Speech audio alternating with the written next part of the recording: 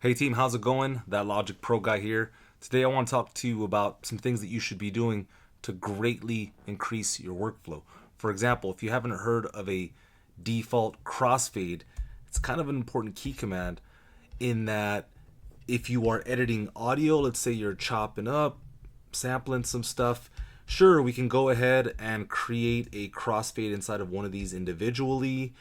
You could also do a batch fade, but probably the fastest way of accomplishing this is to simply hit that key command, Control Option X, and you can see that the default crossfade has been made here. Now, in order to configure that inside of the Logic Pro settings, you are going to want to go to the audio icon inside of editing, and you can make your adjustments here. So let's say you want to change the crossfade time, maybe the curve a little bit. Next time you go to perform that same key command, you'll see the difference there. Number two, the track alternative workflow. This is a tremendous workflow that will allow you to be able to try out different ideas in an instant. So let's say we're working with this pad sound here, and I don't know, maybe we want to try something else. Well, if I click here, you'll see the track alternative menu. If you are not seeing it, do me a favor and hit Option T, and you will find that inside of the configure track header window. You can see I have it enabled here. And so I'm going to go ahead and either create new or duplicate, either way. And I don't know, maybe I want to use the session player and try out a different octave, or maybe I want to omit the left hand altogether. You can play with the settings. You can try one idea, listen to it, go back to the original and see what works, what doesn't. It's a great way to compare different ideas. I do want to point out that within the channel strip, everything will remain the same. So you're not testing out different plugins or anything like that. You're just trying out different musical ideas. Number three, separate MIDI events. You can see here I'm using a drummer, and if I want to convert to MIDI, we can go ahead and start playing with that performance. But what if I wanted to separate the kick from the snare, from the toms or what have you? There's two ways to do that. We can go inside of the library.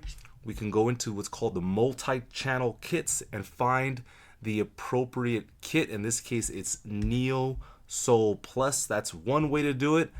I often use that. But another way, which is a little bit kind of underrated, is to go to Edit, go into Separate MIDI Events, and then you're going to want to separate by note pitch.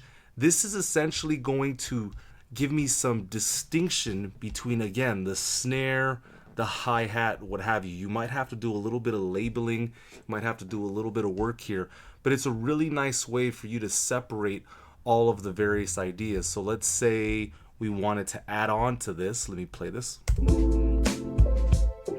All right, so maybe on the snares here, we wanted to add just a couple of ghost notes. I'm gonna go ahead and drag these over. Okay, let's reduce the velocity by holding Control and Command.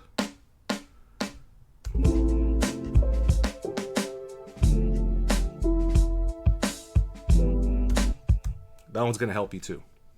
Close all plugins. I can't tell you how many beginners and seasoned veterans I work with, and their screen looks like this all the time.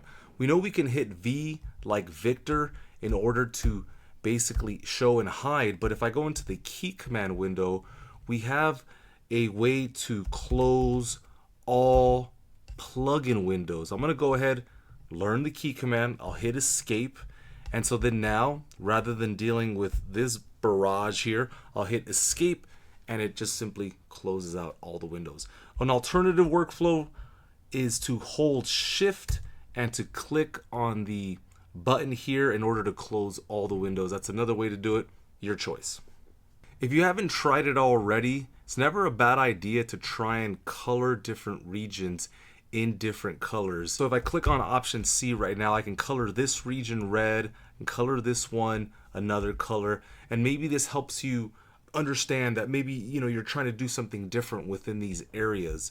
So all of that is controlled inside of the view menu. Inside of tracks, you get to decide Are the region colors going to be individualized, or are they basically going to mimic the track color?